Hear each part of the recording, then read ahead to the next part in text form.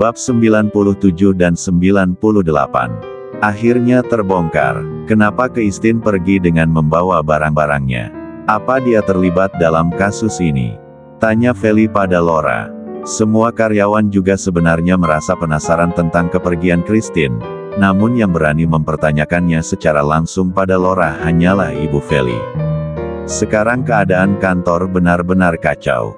Dan mendapatkan pertanyaan tersebut, Kristin hanya mampu menganggukkan kepalanya. Ibu Feli sudah tahu bahwa Kristin adalah kekasih Pak Rafli. Sebagai kekasih memang memungkinkan Kristin untuk mengetahui semua data itu. Astaga, gumam Feli kemudian, jujur saja dia sangat terkejut. Tak menyangka bahwa Pak Rafli akan memperlakukan Kristin sama seperti karyawan yang lain, yang tergabung dalam tim inti proyek Diamond Paradise. Bu, apa boleh hari ini aku izin? Aku ingin menemani Kristin, pinta Laura dengan sangat memohon. Kedua matanya bahkan masih terlihat mengeluarkan air mata. Maafkan aku Laura, saat ini keadaan perusahaan sedang tidak baik-baik saja. Jadi tetaplah berada di sini, aku yakin Kristin tidak bersalah. Setelah semua masalah ini selesai dia akan kembali ke perusahaan ini lagi. Jawab Kristin, kini dia sudah mencoba jadi atasan yang benar-benar bijak. Tak lagi mencampur adukan masalah pribadinya dengan pekerjaan, Arhan kemudian menyentuh pundak Laura. Coba menenangkan sang kekasih dengan sentuhan kecil, hanya mereka berdua yang tahu bahwa Kristin adalah keturunan keluarga. Kristin jauh lebih kuat daripada apa yang mereka lihat. Saat Ibu Feli bertanya tentang Kristin, Arhan bisa sedikit menjelaskan bagaimana keadaannya. Tapi saat karyawan yang lain bertanya, Laura dan Arhan jadi bingung sendiri. Bukannya tak ingin membela, namun mereka hanya bisa menggeleng seolah tidak tahu apa-apa. Sementara itu di lobi sana, Kristin melangkahkan kakinya dengan sangat berat. Rasanya begitu tidak rela jika dia juga harus meninggalkan perusahaan ini seperti tim inti yang lain. Terlebih Kristin sedikit pun tidak merasa bersalah. Siapa yang sudah menjebakku? Siapa yang mengirim foto itu pada Pak Rafli? Ucap Kristin. Dia bicara pada dirinya sendiri. Sungguh, foto yang ditunjukkan oleh sang kekasih benar-benar membuatnya curiga. Tiba-tiba seseorang mengirimkan fotonya dengan dalang utama dengan kasus ini. Astaga, aku ingat pria itu, ucap Kristin kemudian, langkahnya sampai terhenti di depan perusahaan. Kejadian foto itu sekitar 2 bulan lalu, Kristin, Laura dan Arhan berencana untuk makan siang di kafe untuk merayakan hubungan Laura dan Arhan yang resmi pacaran. Saat kejadian Laura dan Arhan sedang memesan makanan, Kristin duduk seorang diri di meja dan kemudian pria asing datang menghampirinya. Maaf membuatmu menunggu lama, ucap seorang pria asing, lalu tiba-tiba duduk di hadapan Kristin. Dahi Kristin sampai berkerut saat mendengar ucapan pria tersebut. Maaf Tuan, sepertinya Anda salah orang. Aku bukan Serin, jawab Kristin. Benarkah? Tapi kamu mirip sekali dengan kencan butaku. Tidak, Anda salah orang, aku adalah Kristin.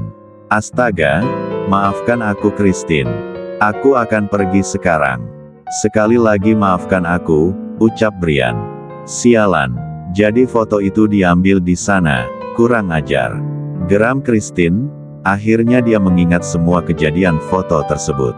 Tak menyangka pula bahwa semuanya akan jadi seperti ini. Bingung bagaimana harus memulai untuk ikut menyelidiki ini semua, akhirnya Kristin pilih untuk pulang lebih dulu. Tiba di rumah sekitar jam 3 membuat Momi merasa bingung. Apalagi Kristin datang dengan wajah yang begitu kusut. Apa yang terjadi sayang? Kamu sakit? Tanya Mom Aresa. Kristin hanya menggeleng untuk menjawab hal tersebut. Namun Momi Aresa tetap memeriksa suhu tubuh Kristin, memastikan sendiri bahwa sang anak baik-baik saja. Lalu kenapa sudah pulang di jam seperti ini? Apa ada sesuatu yang terjadi di kantor? Aku tidak tahu Mom, aku bingung. Loh, kenapa bingung? Kamu tidak ingin menceritakannya pada Momi? Kristin malah ingin menangis. Padahal beberapa saat lalu dia benar-benar terlihat seolah baik-baik saja. Tapi saat ditanya oleh sang Momi tiba-tiba hatinya Jadi terasa begitu rapuh. Tiba-tiba membutuhkan seseorang untuk diajaknya bicara. Tapi bagaimana? Semuanya telah ditutupi oleh kebohongan, apalagi menyangkut hubungannya dengan Pak Rafli. Tanpa suara Christine tiba-tiba menjatuhkan air matanya, meski buru-buru langsung dia hapus namun Momi Aresa sudah lebih dulu melihat air mata tersebut. Pasti ada sesuatu yang tidak beres, Lia kan? Katakan pada Momi, jangan bohong, jangan tutupi apapun pada Momi, ucap Momi Aresa, suaranya sampai terdengar memohon. Kalimat yang membuat tangis Christine makin jadi, sebab selama ini dia memang sudah terlanjur banyak membohongi sang Momi. Ada apa? Tanya Dedi Raiden yang tiba-tiba keluar dari ruang kerjanya. Christine makin gelagapan, sebab dia tak bisa lagi menyembunyikan tangis ini. Tangis yang mengisyaratkan bahwa dia sedang tidak baik-baik saja. Tidak ada apa-apa Dat, aku hanya lelah, karena itulah aku menangis, ucap Christine, dia gugup sekali. Dedi Raiden terdiam, tak menjawab sepatah kata pun. Namun dari sorot matanya sudah menjelaskan banyak hal. Jangan bohongi Dedi, atau Dedi akan benar-benar kecewa padamu. Christine sungguh bisa memahami arti dari tatapan itu. Ikut Dedi, titah Dedi Raiden kemudian, beliau lantas menuju ruang kerjanya. Christine tak punya kuasa untuk mengelak, apalagi setelah mendengar ucapan sang Momi. Pergilah ke ruang kerja Dedimu, jika tidak bisa mengatakannya pada Momi, setidaknya jujurlah dengan dadimu, ucap Momi Aresa. Dada Christine terasa sesak sekali saat mendengar ucapan tersebut. Terlebih sang Momi langsung pergi setelah mengucapkan kalimat tersebut. Maafkan aku Mom, lirik Christine. Setelah melihat sang Momi menjauh barulah Christine masuk ke ruang kerja. Sang Dedi, disambut oleh sorot mata sang Dedi terlihat mengerikan. Tiba-tiba kamu pulang kerja di jam seperti ini, lalu menangis seperti itu. Bagaimana perasaan Momi dan dadimu saat melihat itu semua? Tanya Dedi Raiden langsung. Dia ingin Christine tahu bahwa hati kedua orang tua akan lebih hancur ketika melihat anaknya bersedih seperti ini. Apalagi jika Christine kita ingin membagi masalahnya. Kamu membuat Momimu ikut menangis juga, apalagi dia tidak tahu apapun yang terjadi pada anaknya. Maafkan aku Dat, aku salah. Selama ini aku telah banyak membohongi Momi dan Dedi. Dat Raiden terdiam. Jadi katakan, apa yang sebenarnya terjadi? Tanya Dedi Raiden kemudian, bicara dengan nada yang terdengar lebih lembut, namun penuh penekanan. Ada seseorang yang memfitnahku, data penting milik Central Group bocor dan aku ikut dicurigai, jawab Christine. Kenapa kamu dicurigai? Apa kamu juga mengetahui tentang data itu? Christine mengangguk kecil. Bagaimana kamu bisa mengetahuinya? Bukankah kamu hanya karyawan kontrak? Karena aku adalah kekasihnya Pak Rafli. Siang menjelang sore itu Rafli, Aston dan Gionino mendatangi perusahaan Miller Corp untuk menuntut penjelasan tentang kesamaan proyek mereka. Sementara Christine terduduk kaku di hadapan sang Dedi setelah mengakui semuanya. Christine bahkan mampu mendengar dengan jelas saat sang Dedi menghela nafasnya dengan berat. Christine yakin saat ini sang Dedi pasti merasa kecewa padanya. Bukan hanya tentang menyangkut hubungannya dengan sang dosen tapi juga semua kebohongannya selama ini. Terlebih sekarang Christine datang dalam keadaan yang sangat menyedihkan. Sedikit harga diri Christine terasa terluka sendiri. Apa kamu masih mengingat nomor ponsel yang mengirim fotomu pada Rafli? Tanya Dedi Raiden kemudian, setelah Christine menceritakan semua bagaimana dia bisa pulang sore ini. Seseorang mengirim foto pada Rafli tentang pertemuannya dengan Brian, padahal pertemuan itu hanyalah pertemuan yang tidak disengaja, namun dengan adanya foto itu makin meyakinkan bahwa Christine memang sengaja dijebak. Karena foto itu pula lah, Rafli jadi semakin marah. Masih Dat, aku masih mengingatnya dengan sangat jelas, jawab Christine.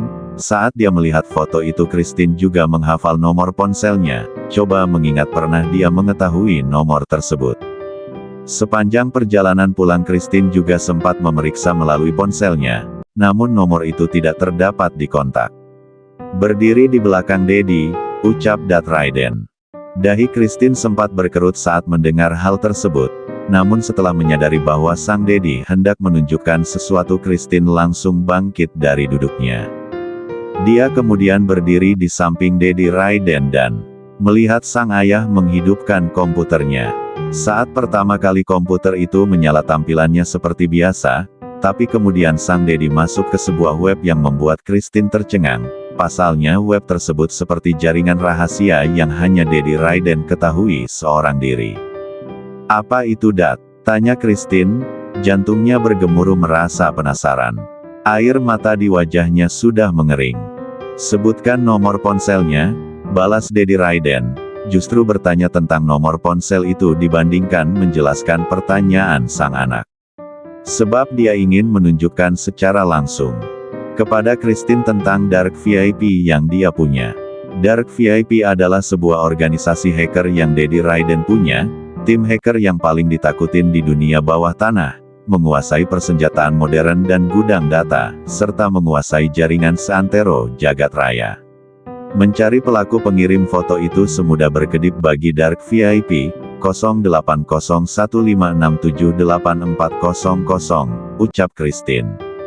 Dedi Raiden menginput nomor itu dan sebuah informasi langsung tertera di layar komputer.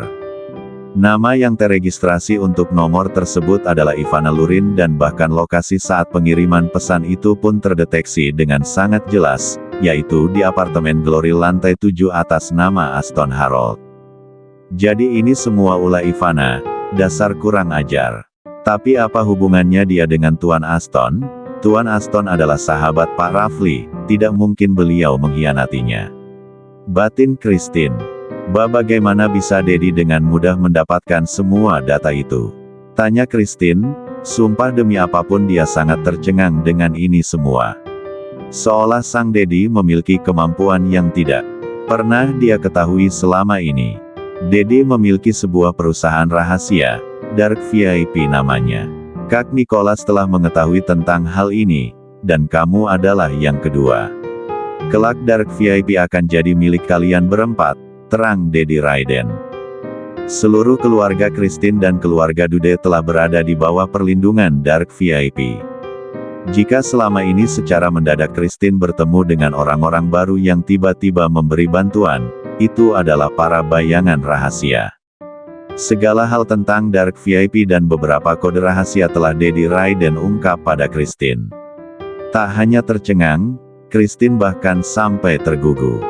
Dia hanya ingin meminta bantuan untuk mencari tahu siapa yang menjebaknya, namun justru mendapatkan warisan yang tak dia duga-duga. Tutup mulutmu, jangan menganga seperti itu, ucap Dedi Raiden setelah dia selesai menjelaskan semuanya secara rinci. Christine memiliki kecerdasan di atas rata-rata, hingga dia bisa memahami semuanya dengan mudah. Astaga, jadi selama ini Dedi sudah tahu bahwa aku dan Pak Rafli pacaran. Semua kebohonganmu Dedi dan Momi juga tahu. Dedi, rengek Christine, menahan malu yang teramat besar. Christine bahkan berulang kali memukuli pundak sang ayah saking kesalnya. Jahat, kenapa tidak mengatakan sejak dulu? Kesal Christine. Dulu kamu belum siap untuk mengetahui tentang Dark VIP, sekarang Dedi sudah sangat percaya padamu. Christine terdiam, perasaannya terasa campur aduk. Terkejut, bahagia, sedih, haru dan perasaan bersalah jadi satu. Dark VIP adalah rahasia keluarga kita, bahkan suamimu kelak tak boleh mengetahuinya, ucap Dedi Raiden. Christine sontak menelan ludahnya sendiri dengan kasar. Gunakan kekuasaan ini dengan bijak dan sekarang balaslah orang-orang yang menyakitimu.